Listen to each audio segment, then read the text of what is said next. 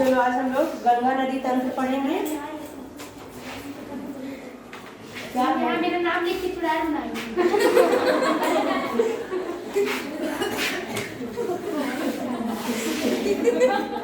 भूत तो बना नहीं सकती, चुड़ैल तो बना सकती है। नहीं करो, आओ चलो अभी तक ध्यान दो। अब गंगा नदी तंत्र पे आ जाते हैं। गंगा की जो मुख्य धारा है वो भागीरथी, गंगोत्री, हिमानी से निकलती है। इस बात को ध्यान रखना, गंगा की मुख्य धारा भागीरथी कहलाती है और ये कहाँ से निकलती है? हिमालय के गंगोत्री हिमानी से निकलती है। अलकनंदा उत्तराखंड के देवप्रयाग में इससे मिलती है। अलकनंदा एक छोटी धारा और निकलती है जिसका नाम है अलकनंदा और वो कहाँ मिल जाती है? देवप्रयाग में। ठीक। हरिद्वार के पास गंगा पर्वतीय भाग को छोड़कर मैदानी भाग में प्रवेश करती है। अगर क्वेश्चन आ गया कि कहाँ से गंगा मैदानी भाग में प्रवेश करती है तो आप कहेंगे हरिद्वार। हिमालय से निकलने वाली बहुत सी नदियां आकर गंगा में मिलती है। मैंने बताया गंगा मुख्य नदी है और जितनी भी नदियां हिमालय से निकलती हैं वो गंगा में आकर कहीं ना कहीं मिल जाती है। ठीक है, और उसको उसकी सहायक नदी बनती है। हिमालय से निकलने वाली बहुत सी नदियां आकर गंगा मिलती हैं। इनमें से कुछ प्रमुख नदियां हैं। यमुना जो यमुनोत्री से निकलती है, घाघरा एक छोटे धारा के रूप में निकलती है, गंडक और कोसी। यमुना नदी हिमालय के यमुनोत्री हिमानी से निकलती है। यह गंगा के दाहिने किनारे से के समानांतर बहती है। ठीक है, यह दाहिने किनारे के समानांतर बहती है। यहाँ देखिए, यही चीज मैंने आप लोग को अभी दिखाई थी। यहाँ पर गंगा है, ठीक है, ये देवप्रयाग है जहाँ अलकनंदा और भागीरथी मिल गए और ये गंगा बन गई। और यहाँ से यमुनोत्री से ये निकली है कौन? यमुना। और देखो ये दोनों ही समानांतर बह रही हैं। समानांतर यानी एक साथ ऐसे बह रही है। अब ये बहते हुए यहाँ गई और फिर ये लंबी दूरी तय करके यहाँ प्रयागराज में ये दोनों का संगम हो गया और फिर यहाँ से ये आगे बढ़ गई। ठीक, इसी बात को ये कह रहे हैं। यह गंगा के दाहिने किनारे समानांतर बहती है तथा इलाहाबाद में गंगा में मिल जाती है। घाघरा, गंडक तथा कोसी नेपाल हिमालय। देखो घाघरा, अब ये कहाँ से निकलती है? घाघरा नेपाल हिमालय, जो हिमालय नेपाल, हिमालय की श्रेणी जो नेपाल में फैली हुई है। तो यहाँ से देखो शारदा, यहाँ से घाघरा नदी, गंडक नदी, ये सब जाकर के कोसी गंगा में मिल जाती है, से निकलती है। इसके कारण प्रत्येक वर्ष उत्तरी मैदान के कुछ हिस्से में बाढ़ आती है जिससे बड़े पैमाने पर जान माल का नुकसान होता है। लेकिन ये वे नदियां हैं जो मिट्टी को उपजाऊ पर प्रदान, यानी कि ये जो छोटी छोटी धाराएं पूर्व के मैदान में निकली हैं, इसी की वजह से क्योंकि ये मिलती हैं तो तेज धारा बनती है तो बाढ़ भी आती है। असम में आप लोगों ने न्यूज में सुनते होंगे बाढ़ आ रही है, यहाँ गर्मी होती है वहाँ बाढ़ आती है, तो इसी के कारण आती है। जान माल का नुकसान होता है, लेकिन यही वो नदियां हैं जो भूमि को क्या बनाती है? उपजाऊ, क्योंकि ये निकल के आती है पहाड़ों से। प्रायद्वीपीय उच्च भूमि से आने वाली मुख्य सहायक नदियां कौन कौन सी हैं? प्रायद्वीपीय उच्च भूमि। अब आ जाते हैं पठार के साइड में, बीच में चंबल है, बेतवा और सोन है। ये अर्ध शुष्क क्षेत्रों से निकलती हैं। इनकी लंबाई कम तथा पानी की मात्रा भी कम होती है। ठीक है, ये गंगा में ही बोल रहे हैं। पता कीजिए कहाँ ये गंगा में कैसे मिलती हैं। तो अभी अभी मैंने आप लोगों को दिखाया था गंगा में कैसे मिलती हैं। देखो ये ना कोसी, ये अर्ध शुष्क जगहों से निकलती हैं, यानी यहाँ पे कम पानी रहता। और यहाँ पे देखो ये कोसी यहाँ मिली, यहाँ मिल रही है, गंडक यहाँ मिल रही है, घाघरा यहाँ मिल रही है, और ये मिलते हुए गंगा इन तीनों को सहायक बनाते हुए आगे बंगाल की खाड़ी में इधर निकल जाती है। ठीक है,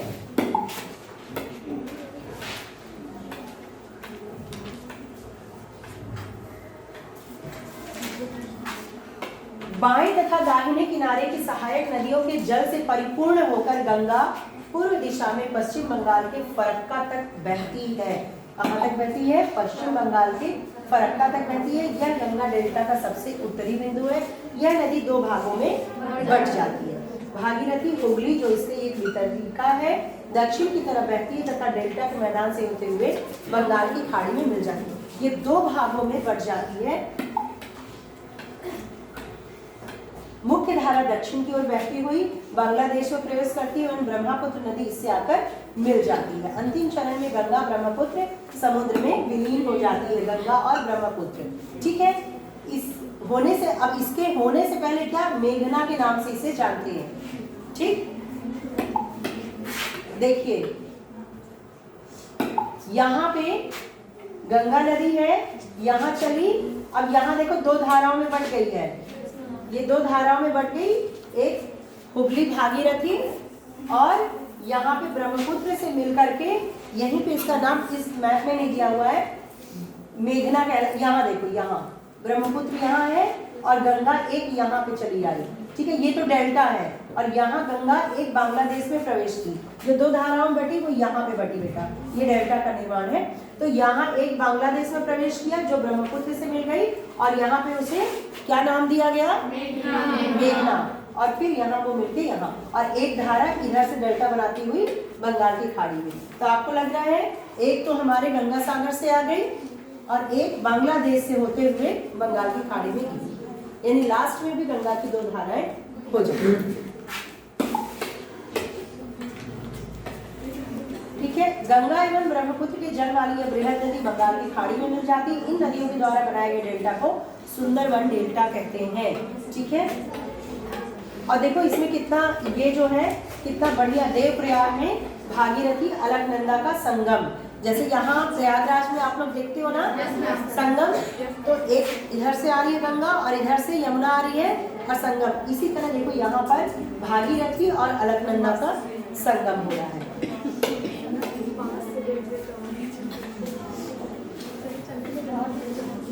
बात क्यों हो रही है, गंगा की लंबाई 2500 किलोमीटर से अधिक है। क्या आप गंगा नदी के अपवाह तंत्र को पहचान सकते हैं? अब तो पहचान सकते हो ना गंगा के अपवाह को। इधर से होती हुई बंगाल में एक प्रवेश किया और फिर एक गंगा सागर नीचे की ओर बंगाल खाड़ी में, लेकिन दोनों ही धाराएं बढ़ के बंगाल की खाड़ी में ही गिरती है। सिंधु तथा गंगा नदी तंत्रों के बीच जल विभाजक पर स्थित है।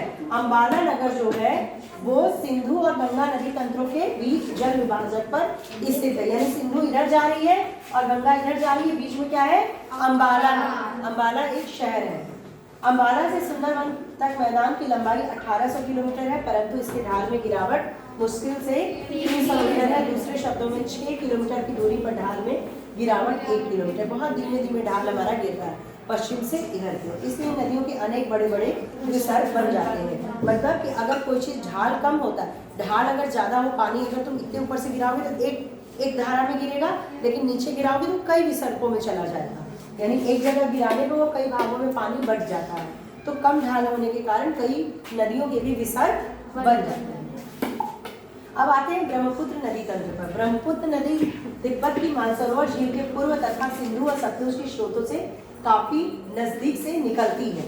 ठीक है, ब्रह्मपुत्र नदी कहाँ से निकलती है, अब हम लोग थोड़ा सा उसको भी देख लें। ये देखिए यहाँ, ये ब्रह्मपुत्र नदी यहाँ से निकल रही है, दिहान, लोहित, और ये ब्रह्मपुत्र जो है यहाँ से निकली है। ठीक है, वही चीज ये कह रहे हैं, तिब्बत की मानसरोवर झील के पूर्व इधर और सिंधु स्रोतों के काफी नजदीक से निकलती है। इसकी लंबाई सिंधु से कुछ अधिक है, ब्रह्मपुत्र की सिंधु से भी अधिक है। तो ब्रह्मपुत्र सबसे लंबी नदी होगी, परंतु इसका अधिकतर मार्ग भारत से बाहर स्थित है। यह हिमालय के समानांतर पूर्व की ओर बहती है। नामचा बारवा शिखर, नामचा बारवा शिखर के पास पहुंचकर यह अंग्रेजी के यू अक्षर जैसा मोड़ बनाकर भारत के अरुणाचल प्रदेश में गार्ज के माध्यम से प्रवेश करती है। ठीक है, यहाँ पर ब्रह्मपुत्र नदी आई, यहाँ पर देखो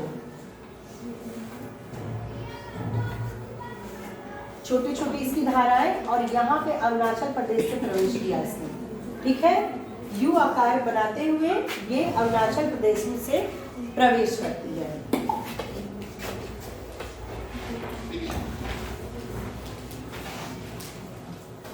गार्ज के माध्यम से प्रेस, यहाँ इसे दिहांग के नाम से जाना जाता है। अरुणाचल प्रदेश में जो ब्रह्मपुत्र नदी है उसको किस नाम से जानते हैं?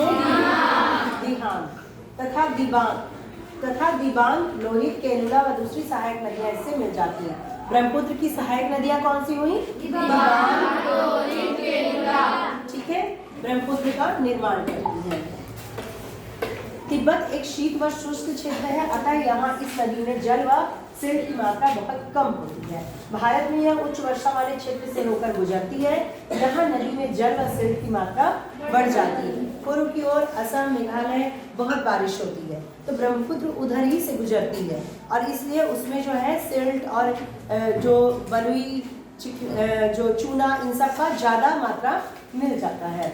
असम में ब्रह्मपुत्र अनेक धाराओं में बहकर एक गुम्फित नदी के रूप में बहती है तथा बहुत से नदी द्वीपों का निर्माण करती है। गुम्फित नदी का मतलब होता है अगर यहाँ से निकली है ये तो अरुणाचल और इधर में कई नदियों में बढ़ जाती है। गुम्फित नदी छोटी छोटी धाराओं में, नदियों में बहकर एक गुम्फित नदी के रूप में तथा बहुत नदी द्वीपों का निर्माण करती है। यहाँ से बही, बीच में दारागंज, यहाँ से बही, बीच में शांतिपुरम। समझ रहे हो? यानी कि अगर गंगा भी ऐसे बहती, कुछ वहाँ बीच बीच में नगर हो जाते तो उन्हीं को नदी द्वीप कहते हैं। समझ में आ रही है बात?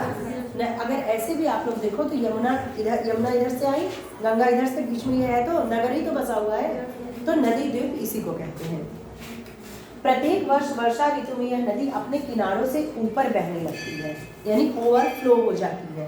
बाढ़ के द्वारा असम तथा बांग्लादेश में बहुत अधिक क्षति पहुंचाती है। तो आज की डेट में समझ में आया बांग्लादेश और असम में क्यों बाढ़ आती है, किस नदी के कारण? ब्रह्मपुत्र। कहाँ दिमाग है? ब्रह्मपुत्र के द्वारा बना। अभी ब्रह्मपुत्र की बात कर रहे हैं। प्रत्येक वर्ष वर्षा ऋतु में यह नदी, कौन सी नदी? ब्रह्मपुत्र। वर्षा का जल ब्रह्मपुत्र में ज्यादा मिलता है क्योंकि ये पूरब की ओर जाती है और वहाँ बहुत ज्यादा बारिश होती है।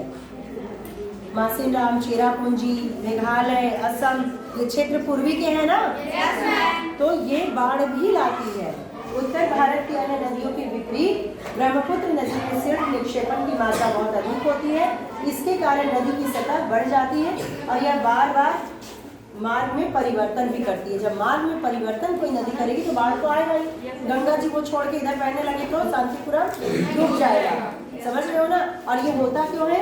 एक कटोरे में पानी ले लो, उसमें खूब बालू वालू डालते जाओ, पानी ओवरफ्लो होगा। तो ये नदी के नीचे इतना ज़्यादा सिल्ट, चूना, ये सब रहता है निक्षेपण कि वो ओवरफ्लो होती है। समझ गए बात को? तो पूर्व में, असम में, बांग्लादेश, यहाँ पे बाढ़ किस नदी के कारण आता है?